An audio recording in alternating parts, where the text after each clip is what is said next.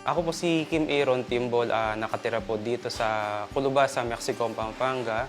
At ako po ay ngayong kasalukuyan nagmamanage ng Infinite Mushroom. Ang pinakautak po nitong business namin ay si kuya ko po na nasa South Korea. Kasalukuyan po niyang OFW doon, factory worker. So, habang nagtatrabaho siya, ay naisip niya kung anong pwede namin pagkakitain dito. Nag-research po kami through online, kaso sinubukan po namin na mag-seminar, kaso ang seminar po, year 2016, napakamahal po. So ang ginawa namin, through online lang po, tanong-tanong. So hanggang nakapaggawa po kami ng mushroom protein bag, then napag-isipan ni kuya na simulan na po ang mushroom production. Doon na po pumasok yung nagpagawa po kami ng facility. Nakikita ni kuya na nahihirapan kami sa mga delivery. So, bumili siya ng L300 na brand new para mas mapadali po ang delivery namin. Yun po, bali nakapagpagawa po kami ng facility ngayon na mushroom growing house na 2, isang mushroom composting po, at saka incubation room po. Bali, nung una, nahirapan po kami sa market. So, gumawa kami ng maraming produkto ng protein bags, almost 8,000, na walang kasiguraduhan sa market. So, nagbunga yun. Ngayon, nagbunga yun, wala kaming market. So, anong nangyayari, sir? Pinamimigay na lang po namin sa mga tao.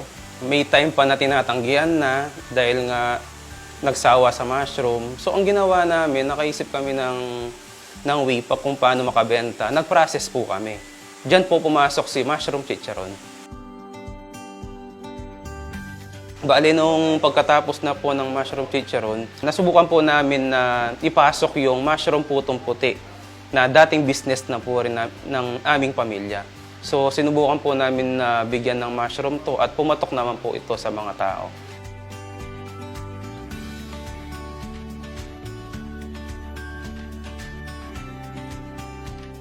Ngayon po, pag-usapan po natin ang paggawa ng binhi ng mushroom. Bali, ang paggawa po ng binhi ng mushroom, una po, prepare po tayo ng red sorghum.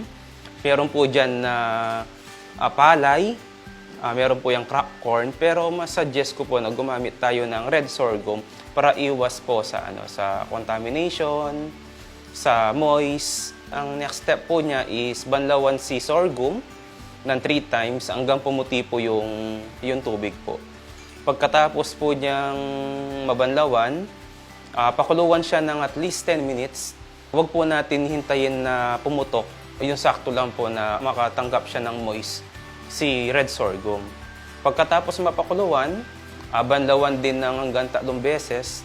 Pagkatapos mabanlawan, patuyuin sa isang lamesa na may Manila paper para ma-absorb po ni Manila paper yung moist. Pagkatapos ma-air dry po na may Manila paper, pwede na po natin itong isupot. Bali, ang timbang po nung isang binhi po natin na gagawin, may timbang po ito na 300 grams.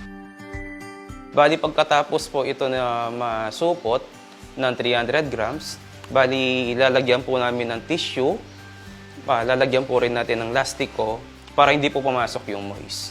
So, pwede po natin itong ilagay sa pressure cooker para ma-sterilize po.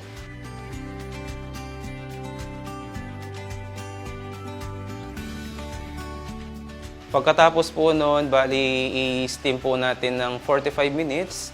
After 45 minutes, hangungin po natin, palamigin po natin ng 24 hours.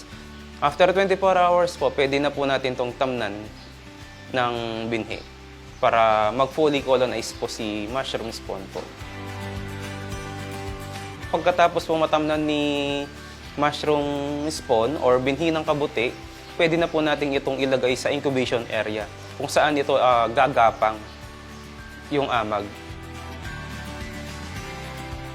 Bali, tumatagal po yung ramification ng spawn natin hanggang 14 days po. Ako po kapag after 14 days, fully ramified na po ito, then 16 days, pwede na po itong itanim.